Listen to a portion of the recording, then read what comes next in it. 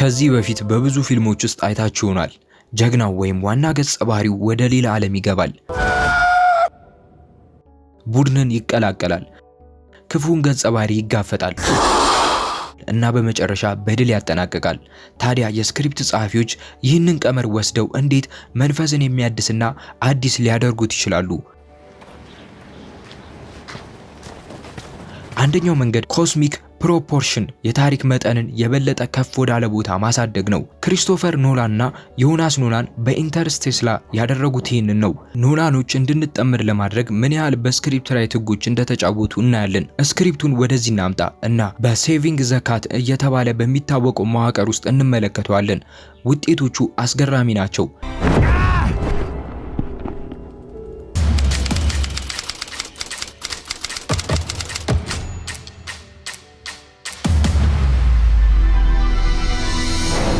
ሰላም እንደምናችሁ፣ እኔ ሰለሞን ደመቀ ነኝ። ይህ ደግሞ በዓለም ላይ ካሉ ትልልቅ ፊልም ሰሪዎች ዕውቀቶችን አምጥተን የምንማማርበት ክሎዝ አፕ የዩቲዩብ እና የቴሌግራም ቻናል ነው። እንዲሁም ፌስቡክ ላይ ቲክቶክም ላይ እገኛለሁ።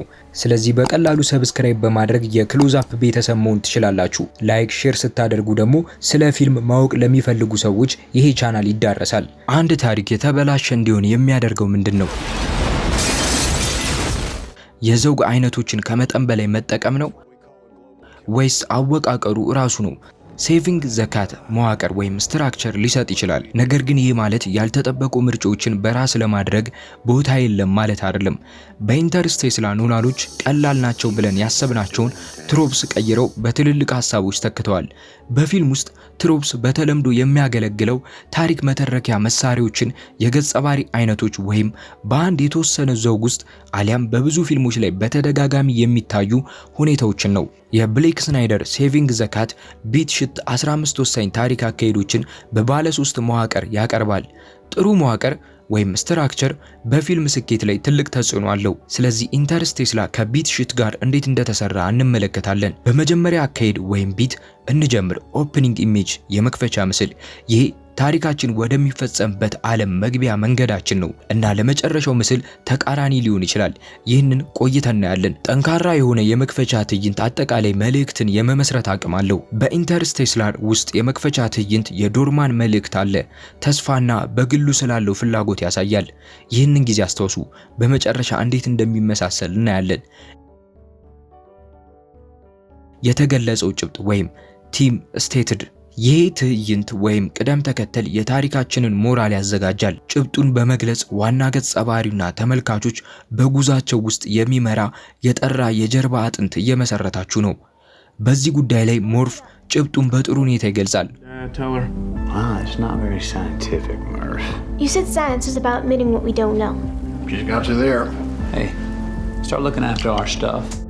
ይህ በኢንተርስቴላር ልብ ውስጥ ያለውን ጭብጥ ግጭት ነው። ሳይንስ ብቻውን ያድናል ወይስ መዳናችን ከሌላ ምንጭ ይመጣል? በተጠቀሰው ጭብጥ ሴታፕ ወይም ቅንጅት እናስገባለን። ጀግና ዋና ገጸ ባህሪያቶቻችን የት እንደምናውቅና ለምን ስብዕናቸው የጀግና ሊሆን ይገባል የሚለውን የምንመልስበት ቦታ ነው።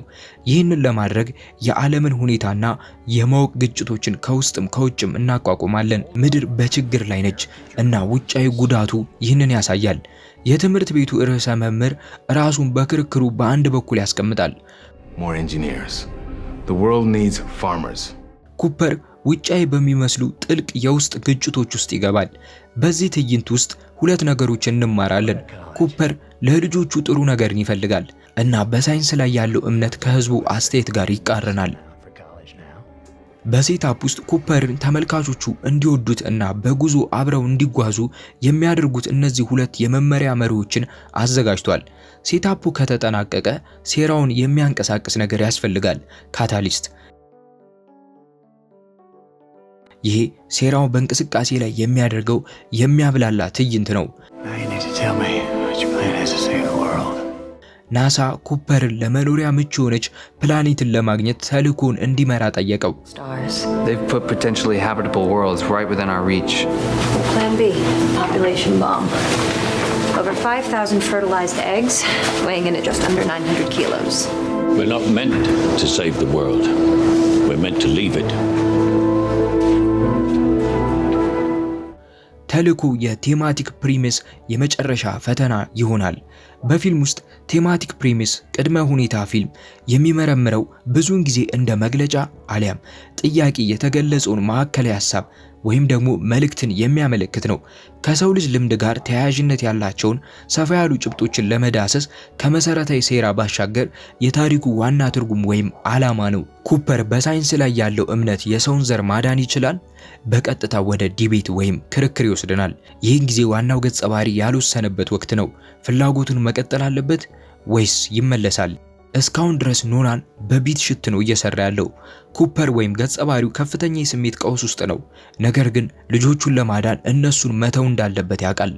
Don't make me leave like this, Murph. የኩፐር ዲቤት ወይም ክርክር ልብ የሚሰብር ነው።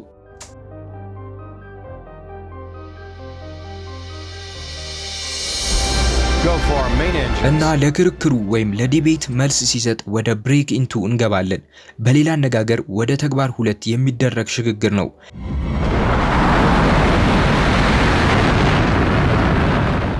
ይህኔ ነው ዋናው ገጸ ባህሪ ፍለጋውን የጀመረው። ኩፐር ሁሉንም ነገር ትቶ በመሄድ በጽናት ይጀምራል። Target locked? Target locked. Well done. ተልዕኮ አሁን በሂደት ላይ እያለ የአዲስ ጭብጥ መነሻ ልንጨምር እንችላለን። ኩፐር ለሳይንስ ያለውን ፍቅር የሚያወሳስብ ነገር ይገጥመዋል። ይህ አክት 2 ላይ በቢ ስቶሪ ውስጥ እናገኘዋለን። የቢ ታሪክ አጋዥ ታሪክ ነው። በፍቅር ፍላጎት ዙሪያ የተዋቀረ ሊሆን ይችላል። አማካሪ ማግኘት ወይም በፎይል ሁኔታ። የኩፐር ቢ ታሪክ ዶክተር ብራንደን ያካትታል። Dr. Brand. ከእምነትና ከሳይንስ ወደ እምነት በቁጥር ሊገለጽ ወደማይችል ነገር ጭብጡ ሽግግር ያደርጋል። It's not that simple. Well, sure it is. ይህ ትንሽ ቆይቶ ወደ ጨዋታው ይመጣል። ነገር ግን የሚጋጩ አስተሳሰቦች እዚህ እንዳሉ ፍንጭ እናገኛለን። No. Formidable, frightening, but no, not evil. Was the line evil because it rips a gazelle to shreds? ብራንድ የመጣችው የኩፐር ምክንያታዊ ጎንን በተፈጥሮ ሕግ ለመሞገት ነው። ቢት 2ን አስታውሱ፣ ጭብጡን ገልጿል። You said science is about admitting what we don't know. አሁን መገናኘት ጀምሯል። ወደ ቀጣይ ቢት ይመራናል። ፈን ኤንድ ጌም። Everybody ready to say goodbye to our solar system? Here we go. ዋናው ገጸ ባህሪ አዲሱን ዓለም ከታች እስከ ላይ የሚፈትሽበት ተከታታይ ትዕይንቶችን ያመጣልናል። ነገር ግን ከነሱ የሚበልጡ ሆነው ያገኙታል። Spiral down on top of it. Everybody hang on.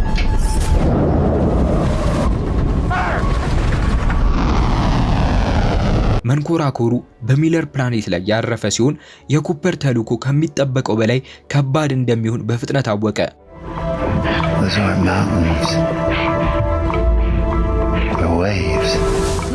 በዚህ ቢት ተልዕኮ ቀድሞውኑ ትልቅ ኪሳራ እንደደረሰበት ማየት እንችላለን።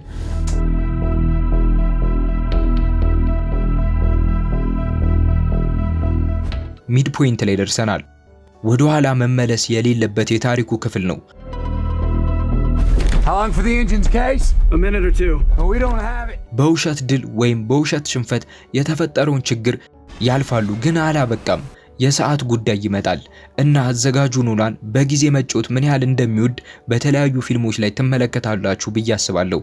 I've waited years. How many years? By now it must be. It's 23 years, 4 months, 8 days. Messages span 23 years. Yeah, play it from the beginning. Hey, Dad. Today I'm the age you were when you left. You son of a bitch. የእቅዱ አለመሳካት 10 ዓመታትን አስከፍሏቸዋል። በነዳጅ ማለቅ ከሁለት ቀሪ ፕላኔቶች አንዱን ብቻ መምረጥ አለባቸው። የኢና ቢ ታሪኮች የሚጋጩት እዚህ ጋር ነው። Edmund's letter is better, but Dr. Mann is the one still transmitting. So we should vote. Well, if we're going to vote, there's something you should know. She's in love with Wolf Edmonds. Love is the one thing we're capable of perceiving that transcends dimensions of time and space. ኩፐር በፍቅር ላይ አመክንዮን ለመከተል ወሰነ። ኩፐር ከተሳሳተ ሙሉ ተልዕኮ አይሳካም።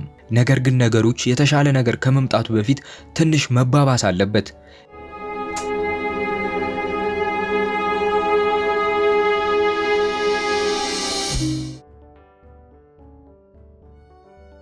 ይህ ቢት 10 ነው።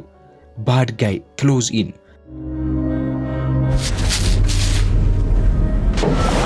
በዚህ ክፍል ዋና ገጸ ባህሪው ተቋሚ ኃይሎችን መጋፈጥ አለበት። ሁለቱም ውስጣዊ እና ውጫዊ ግጭቶችን ያስተናግዳል። ይህን ስናደርግ የዋናው ገጸ ባህሪ ቆራጥነትንም እናያለን።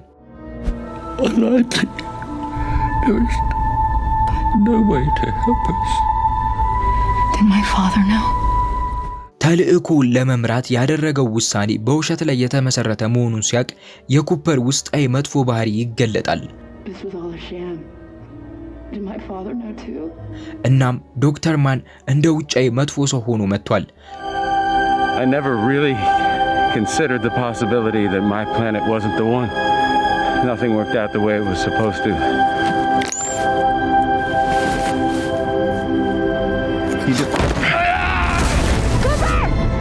ኩፐር ህይወቱ መትረፍ ችሏል። ነገር ግን ችግሮች በሚቀጥለው ክፍል ያድጋሉ።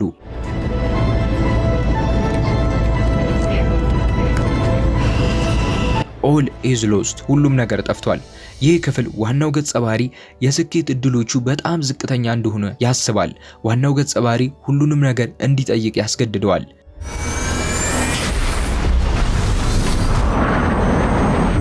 I don't know what he said to you, but I'm taking command of the Endurance. Okay, we're out of orbit. ለኩፐር ይህ የሚሆነው ልጆቹን ዳግመኛ ማየት እንደማይችል ሲያቅ ነው። We don't have enough life support to make it back to Earth, but I have a plan. We let Gargantua pull us down close to her horizon, then a powered slingshot around, launching us towards Edmund's planet. Manually? That's what I'm here for. ብራንድ ተልእኮውን እንድታጠናቅቅ ኩፐር ራሱን ይሰዋል። Ranger 2, prepare to detach. What? No! No! Cooper! 3. Cooper, what are you doing? Newton's third law. You gotta leave something behind. ኩፐር ታራስ ጄቲሶን ወደ ጋርጋንቱ ጥቁር ጉድጓድ ይገባል።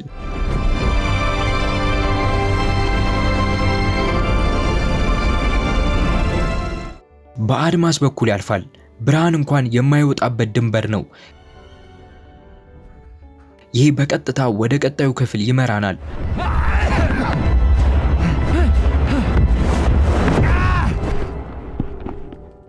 ዳርክ ናይት ኦፍ ዘ ሶል፣ አስፈሪው የጨለማ ምሽት ወይም አስፈሪው የጨለማ ነፍስ። በሞት ፋንታ የኩፐር መስዋዕትነት በቴስራክት ውስጥ ያስገባዋል። ይህ ቦታ ጊዜን እንደ አካላዊ ልኬት የሚወከልበት ምስጢራዊ ግንባታ ነው። ኩፐር ትልቁን ስህተቱን ለዘላለም ለማስተካከል የተገደደው በዚህ ውስጥ ነው። If you're leaving, just go. Don't go. Don't go, you idiot. Don't go! Don't let me leave, Merv! ይህ ተልእኮ ከሽፏል። No! No! No! No! ግን ከዚያ በኋላ ፈጽሞ ሊጠብቃቸው የማይችላቸው መፍትሄዎችን ያገኛል። ዋናው ገጸ ባህሪ አዲስ ሐሳብ ያገኘበት ይህ ሪቨሌሽን ቢት የራእይ ክፍል ነው፣ ወይም አዲስ እቅድ ያወጣል። Gravity can cross the dimensions. Could be the coordinates for NASA in binary. ምንም ይሁን ምን ዋናው ገጸ ባህሪ በሁሉም መንገድ ይሄዳል። They didn't choose me, they chose her. ቴስራክት የተሰራው ኩፐር ከሙርፍ ጋር እንዲግባባ ብቻ ነው። It's not a ghost. It's gravity. በዚህም ወደ ፋይናል መጨረሻ እንገባለን። በፍጻሜው ወቅት ዋናው ገጸ ባህሪ የጀመረውን ይጨርሳል። የፍጻሜው ውድድር በ5 የተለያዩ ንዑስ ክፍሎች ተከፍሏል። በመጀመሪያ ጋዘር ዘ ቲም፣ ቡድኑን ለመሰብሰብ እና ኤክስኪዩት ኦፍ ዘ ፕላን፣ አዲሱን እቅድ ለማስፈጸም መንቀሳቀስ። እቅዱ ሳይሳካ ሲቀር ሃይ ታወር ኦፍ ሰርፕራይዝ ማምጣት። ዲፕ ዳውን፣ ዋናው ተዋናዮች በጥልቀት እንዲቆፍሩ ያስገድዳቸዋል። እናም በመጨረሻ ኤክስኪዩት ኤኒው ፕላን፣ አዲስ እቅድ ተግባራዊ ያደርጋሉ። ወደ ቤት ለመመለስ ኩፐር በእነዚህ የመጨረሻ ክፍሎች ውስጥ ማለፍ አለበት። ኩፐር ቡድኑን ሰብስቦ አዲስ እቅድ ያስፈጽማል። ሞርፍ ለማነጋገር እንዲረዳው ታርስን ያስገባል። Translate the data into Morse and feed it to me. እሷ በተሳካ ሁኔታ ትፈተዋለች። Did it work? I think it might have. ስኬቱ ይመጣል። ኩፐር ከቴስራክት ይወጣል። What happens now? The Rangers found you with only minutes left in your oxygen supply. Actually, you are 124 years old. ኩፐርን ሲታደጉ የሃይ ታወር አስገራሚ ነገር ይመጣል።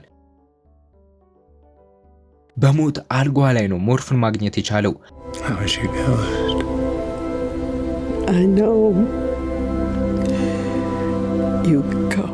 የፍጻሜው የመጨረሻ ንዑስ ክፍል ኩፐር በጣም ጠቃሚ ትምህርቱን የነገረችውን ለማዳን አዲስ እቅድ አወጣ።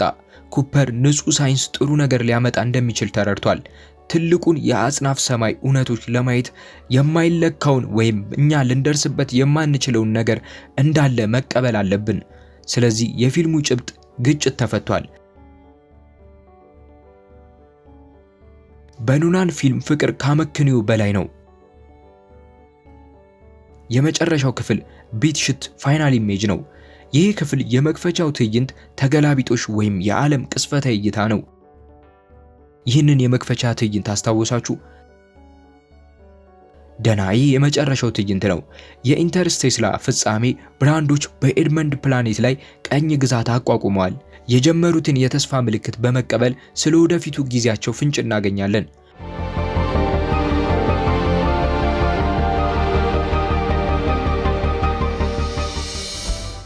ኢንተርስቴላር የተለመደውን የጀግንነት ጉዞ ይወስዳል እና 5 ክፍሎችን ይጨምራል።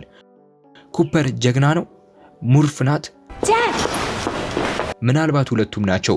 የኖላን ኢንተርስቴላር ስክሪፕት በተለይ መጨረሻው ለብዙ ትርጓሜዎች ክፍት ነው እና ያ ነው ጥሩ የስክሪፕት ጽሑፍ ምሳሌ የሚያደርገው። ታሪክ እየሰራችሁ ከሆነ በተረጋገጡ መዋቅሮች ውስጥ መስራት ጠቃሚ ነው። ነገር ግን አካሄዱ እንዴት እንደሚመስል አስቡበት። ደረጃውን ከፍ አድርጉ እና የማይረሳ ፊልም ለመስራት ጻፉ። ፊልሙን ከተመለከታችሁት አሁን ከገለጽኩት የታሪክ አካሄድ ጋር እንዴት አያችሁት? በኮሜንት ውስጥ አሳውቁኝ። Go ahead. Make my day.